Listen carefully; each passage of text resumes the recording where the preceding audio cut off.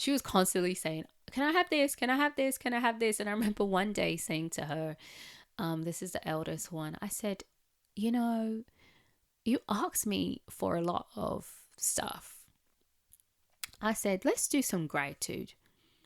Let's be thankful. So we started saying all the things we were thankful for. And then about 2 days later, we were at dinner and she just started saying, Auntie, I'm thankful that you took us strawberry picking. I thank you love me. I thank you for this house. I appreciate this. I appreciate that. And I was like, wow, thank you. Hello and welcome to the Authentic Wednesday podcast. Each week, my guest and I share our vulnerable behind-the-scenes stories of giving ourselves permission to take off our masks, let go of expectations, and embrace our own path of freedom and authentic connection. I am your host, Bianca Hughes, a lover of authenticity.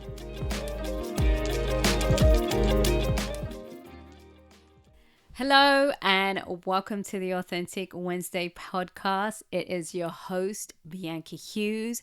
Welcome back. I have had a 5-week break, and I am now back with new episodes and new things to share with you from myself personally, and then all of my guests. As always, we're sharing our stories of authenticity or living authentically, just taking off our masks and just being our authentic selves. And that can come in the form of our everyday experiences or big challenges we have. So whatever they big or small, myself and my guests will be sharing them with you.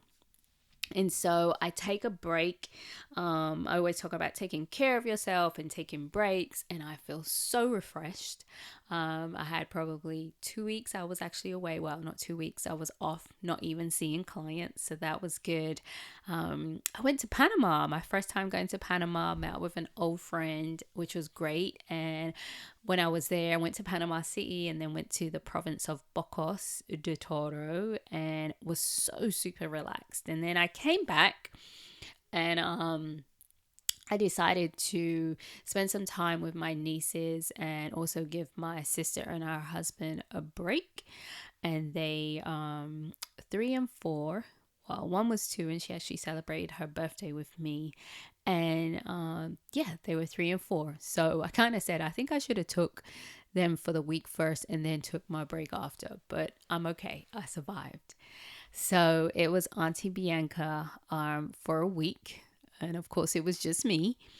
And so that was really interesting. And I kind of want to talk about that today. Just my reflections from having my nieces for a week and what it means to parent, or shall I say, really care for a child. And I kind of like the term care, because we might not necessarily have our own children, but in some way we are caring for children or someone's children in some way or some form. Oh, by the way, this is episode 69. And so we are just caring. I was caring for my nieces, and I actually read this article. I cannot remember her name, but she was saying that how she actually prefers to use the term caring versus parenting, just because caring is more about nourishing and encouraging, and sometimes parenting can be about trying to make this person to just do all these things to be the perfect child, where there is so much more, as I'm sure you know if you've ever been around a child, and what it takes to care for a child. So I had them for a week. Like I said, they are 4 and 3, very independent, of course, 2 different personalities.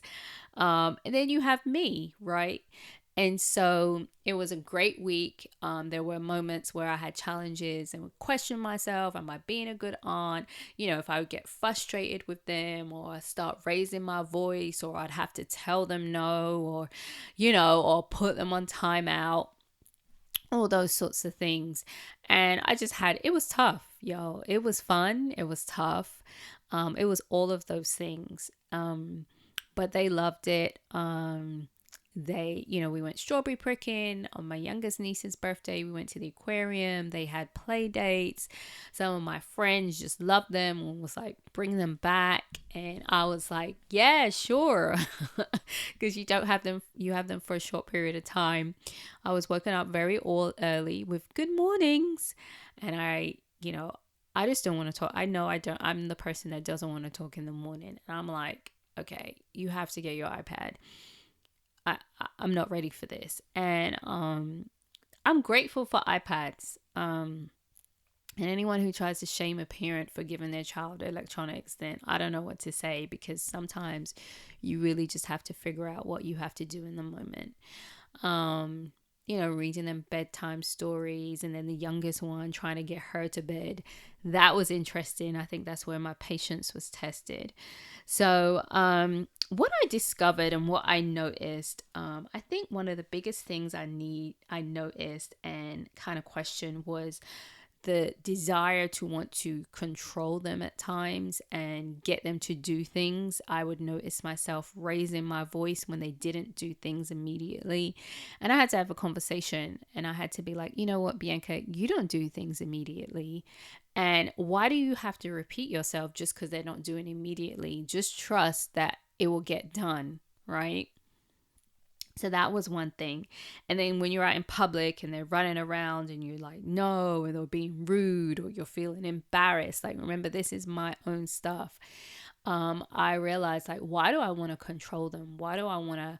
Part of it is their safety and protection, but they're just exploring and having fun. And I would realize sometimes I was taking it personally. But I think that's also just down to worrying about what people would think of me if these kids are just running around unruly. Come on, we've all done it. Like, why can't they manage their kids? Why can't they control their kids? Why are they just letting them run around, right?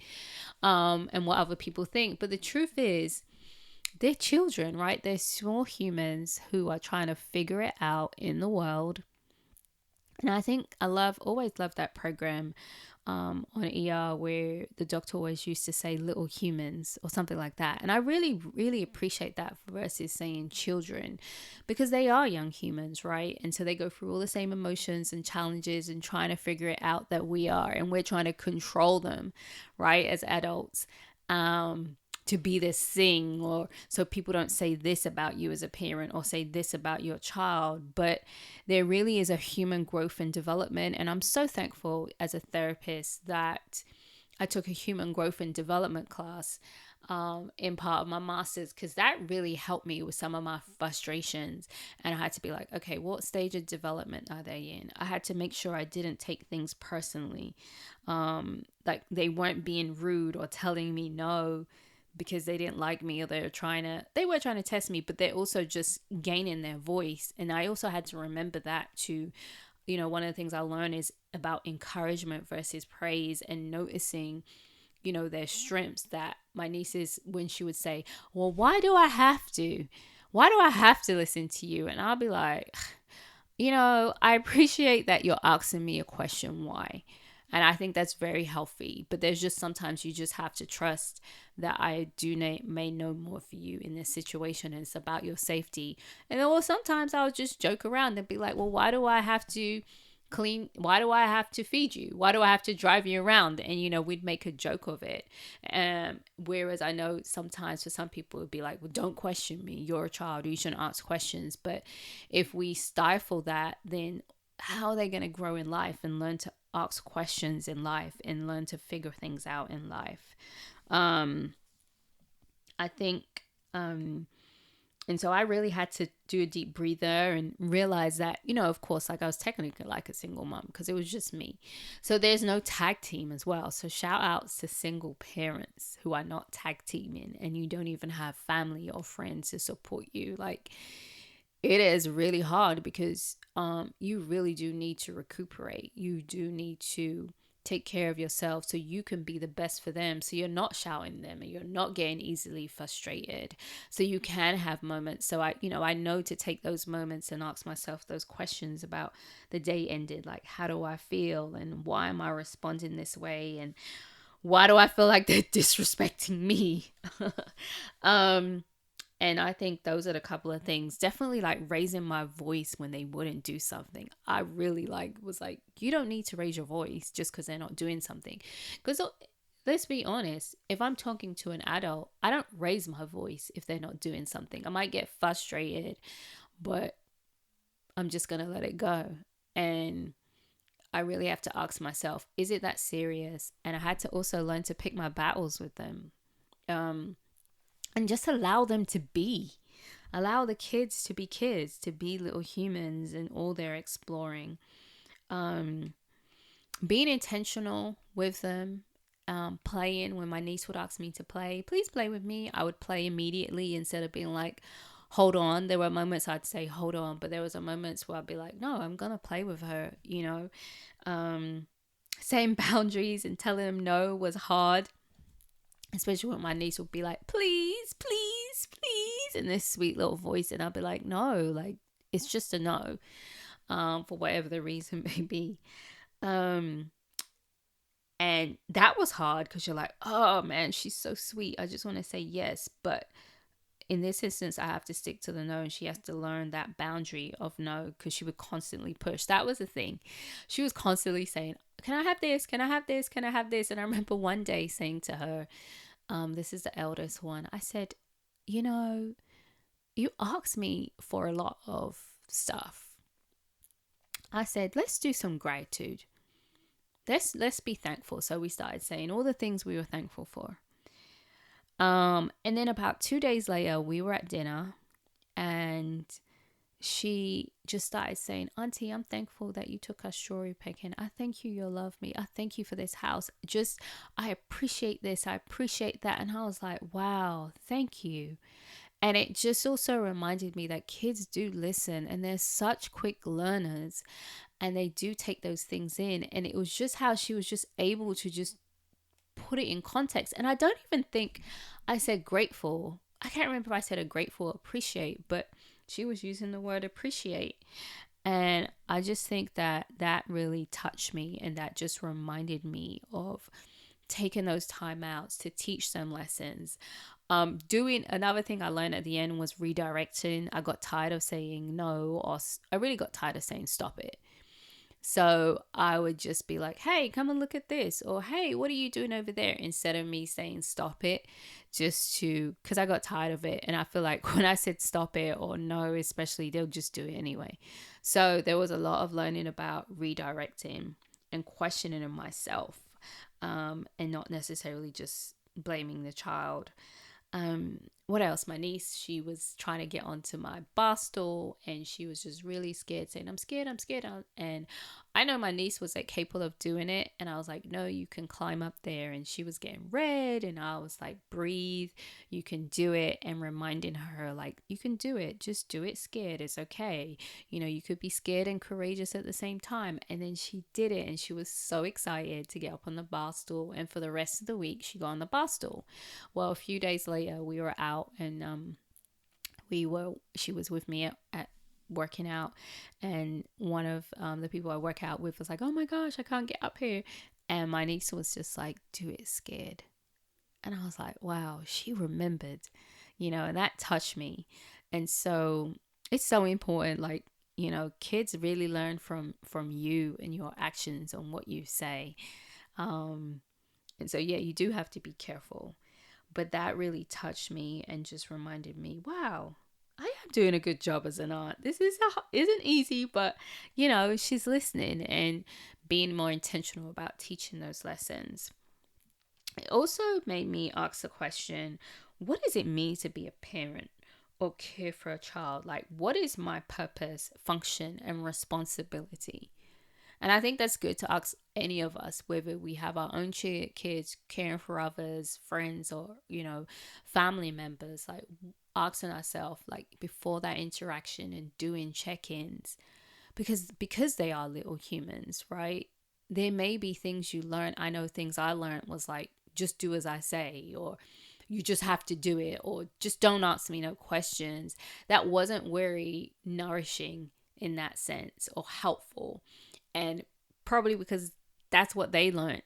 and they were taking it personally, but really not taking things personally and remembering they're little humans. So what I came up was, it's about love, encourage, notice, honoring, apologizing, respecting, building relationships, learning about them, understanding them, guiding them, providing safety, protecting, teaching, developing their innate abilities. If you see that, like one of my niece, she's just so fearless and she just climbs. And oh my God, the 3-year-old climbed this tall thing. I don't know, that thing must have been about, gosh, she was taller than me. So maybe 12 foot, and she had no fear. And she was 3 years old and she just had no fear. So how can I honor that? How can I develop that skill?